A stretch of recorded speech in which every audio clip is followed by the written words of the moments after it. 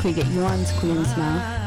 Hi everybody, my name is Kuiget Yuans. I'm a member of the Squamish Nation and the Yagalanas clan of the Haida Nation. You're listening to Co-op Radio, CFRO 100.5 FM. We live, work, play, and broadcast from the traditional, ancestral, and unceded territories of the Musqueam, Squamish, and Tsleil-Waututh nations. We are broadcasting from the unceded Coast Salish territories on Turtle Island. A shout out to the programmers and listeners who keep community radio alive, producing alternative media often ignored by the mainstream. We are tuned into Buland Awaz and followed by The Rational on CFRO 100.5 FM.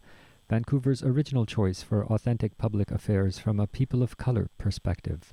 We've been hosting 2 hours of critical discussion on relevant issues weekly on Mondays at this time. Thank you listeners for tuning in and for your continued support for the show. Today we'll be speaking with Gavin Barratt and Julian Franklin of People of Colour in Advertising and Marketing on their second visible and vocal survey focusing on the experiences of Black, Indigenous and people of colour.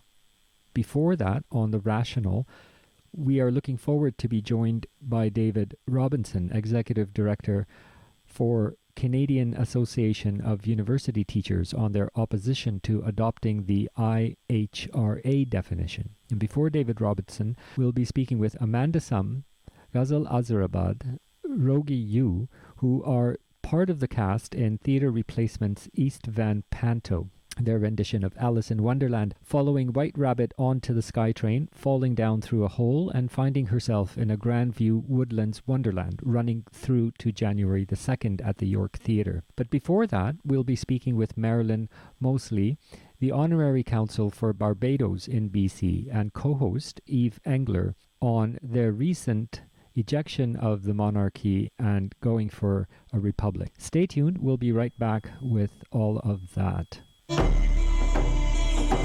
Halusa Nation, the human beings, the people, see the spiritual in the natural through sense and feeling. Everything is related, all the things of earth and in the sky have spirit. Everything is sacred. Confronted by the alien nation, the subjects and the citizens see the material religions through trauma and numb. Nothing is related. All the things of the earth and in the sky have energy to be exploited. Even themselves, mining their spirits into souls sold. Into nothing is sacred, not even their self. The Ally Nation, Alien Nation.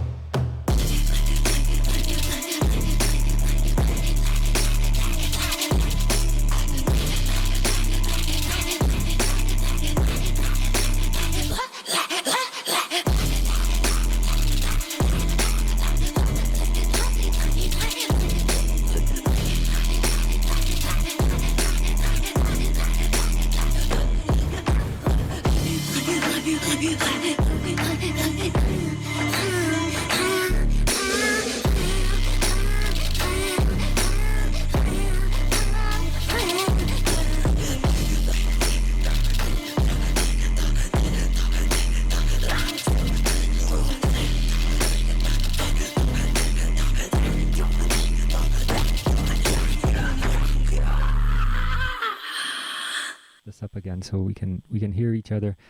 I was just saying, here we are. Sorry for that momentary lapse of silence. Actually, what was happening was we were reaching out to the Consul General for British Columbia from the Barbados.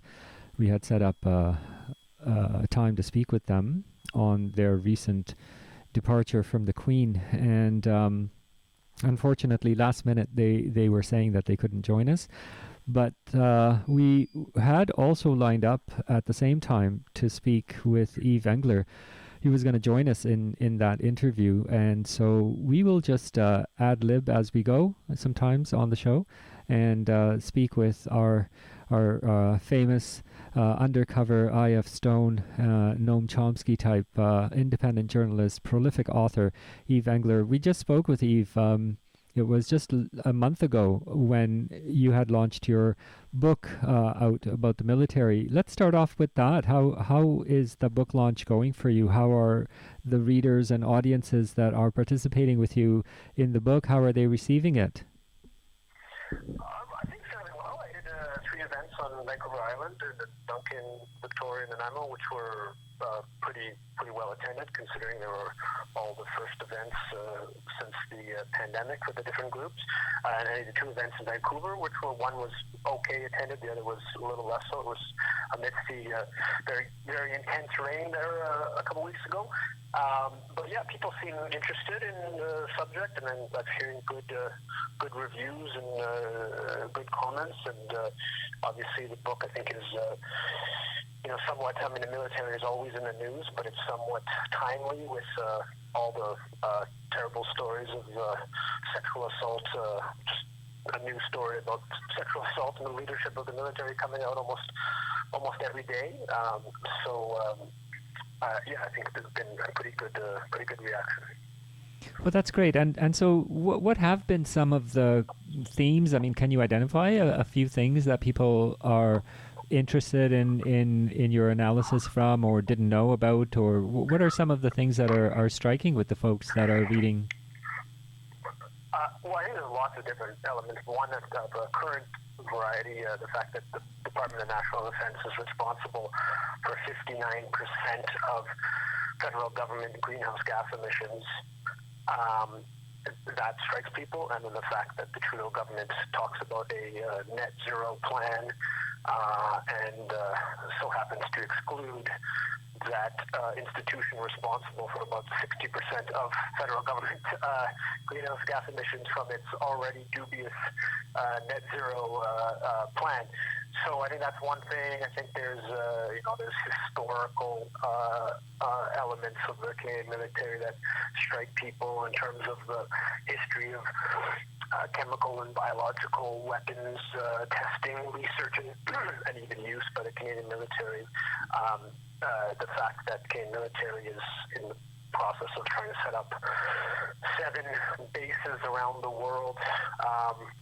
They have 3 of them in Senegal, Jamaica, and Kuwait, and they're trying to set up 4 more in Tanzania, South Korea, Germany, and Singapore. The fact that they're doing this under U.S.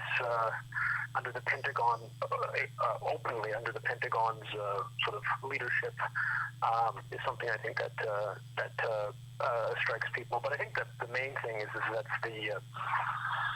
it's the sum of all of the sort of information from just the incredible size of the Canadian military that, it's just the biggest public relations entity in the country, that it's the biggest, it has the biggest intelligence gathering apparatus, thousands and thousands of people work in intelligence directly and indirectly for the military. They, spy on Black Lives Matter, Occupy, I don't know more.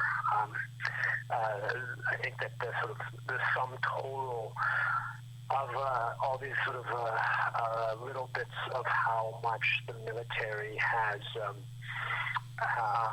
been, I think, a combination of regressive social values when it comes to those within the military, for instance, for women, for gay people, the racism, but also the fact that this military is sort of all around the world. Our military is structured to be advancing U.S. empire all around the world, and quite frankly, it's been doing that for more than a century. Previously, of course, for the British Empire, and now for the American Empire. I think that putting that historical context, I don't think it's very controversial when you think about it, because no one really denies it. But I don't think it's talked about too much in that light. Yeah, for sure, right? And so, I mean, once again, for folks who may not know, Yves Engler is who we're speaking with right now, and is a prolific author. It's really easy if you just go to yvesengler.com, there's a whole bunch of books that you have written on Canada's other side, as it were. So it's fantastic that we're shaking off this idea of Canadians as being peacekeepers finally. And I think your book definitely goes a long way in bringing us up to speed on that. But Yves, we also were going to be speaking with the Consul General for British Columbia from the Barbados on the topic of their recent ejection from themselves. They're moving themselves out of the sphere of being under a monarchy to being a republic. And in doing some research, of course, you've written the Canadian Black Book of Foreign Policy. Is that the title of it, Yves? Yeah, the Black Book of Canadian Foreign Policy. Yeah, and where you devote a whole section and chapters on different countries around the world, and especially on topic here, the Caribbean, where you talked a lot about the Canadian banking interests and other interests in the region. I just ran across an essay or some research, and folks will forgive me, I forgot to cite the individual that came up with a recent study on this, looking at just offshore, sort of how much money is being put into this. And so they say that after the United States and the United Kingdom, Canadians put more money into the tiny island nation of Barbados than anywhere else in the world. And in 2015, an estimated $80 billion of Canadian foreign direct investment was made in Barbados, primarily to take advantage of the Barbadian International Business Company tax rate, which is as low as 0.25%. And there are further to that, I mean, Canada-Barbados tax treaties and so on that enable all of this to happen. Yves, can you talk a little bit to us around all this stuff that you know around banking in the Caribbean, in Canada particularly?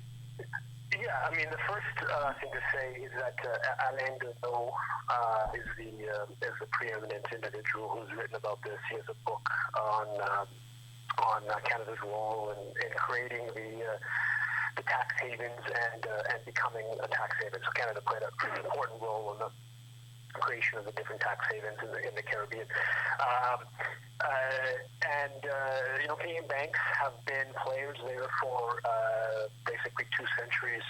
To go back, Canadian, it actually goes back to the slave trade and Canadian cod, or what is now Canada, the Atlantic provinces cod, being sent down to keep the slaves working 16 hours a day, and the plantation owners wanting a source of cheap, high-protein fuel to keep people working long, terrible hours on sugar plantations, and so the CIBC and the Scotiabank, their roots go back to some of the money that was made in that triangle trade.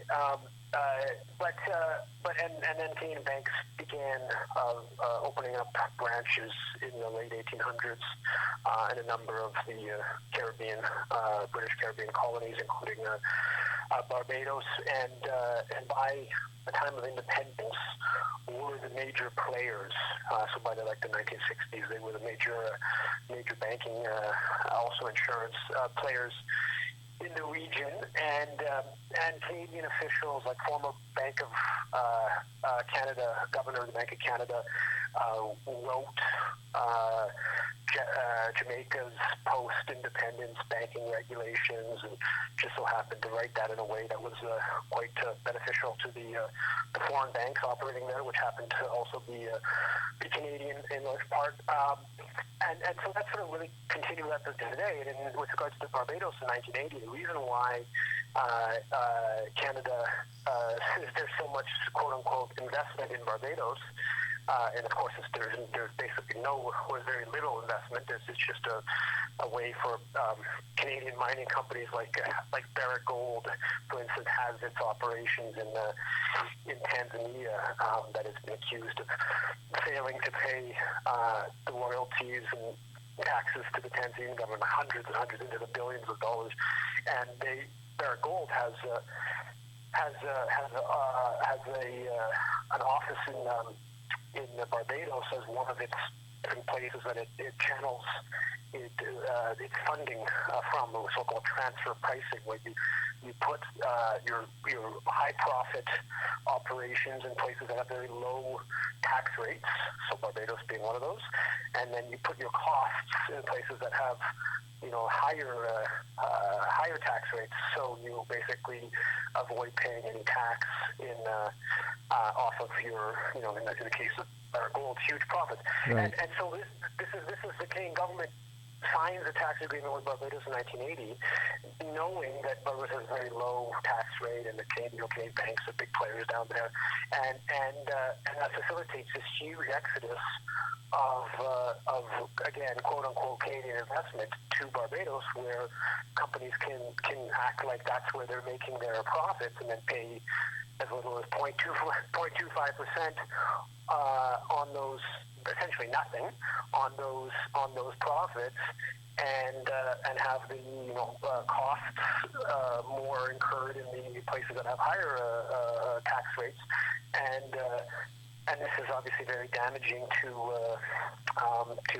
social programs in this country that could use some of that tax revenue, and it's one piece of the whole rich getting richer, and the rest of the people being left aside. Yves, thanks a lot for bringing us some of that analysis.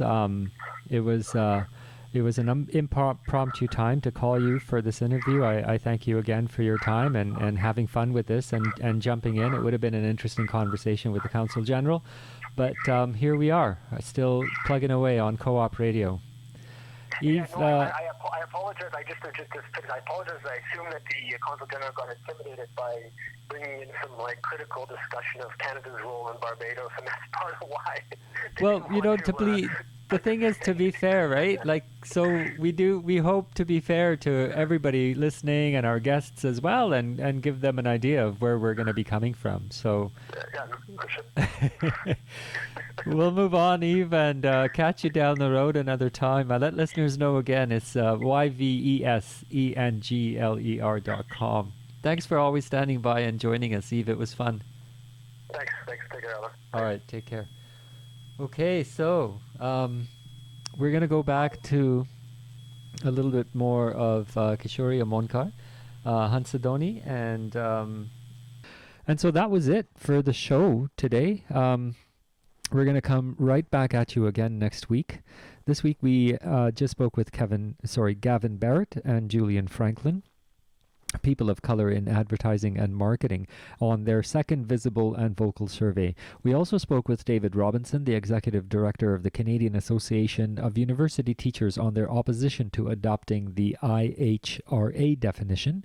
We also spoke with Amanda Sum, Ghazal Azerbad, and Rogi Yu, who are the part of a very talented cast.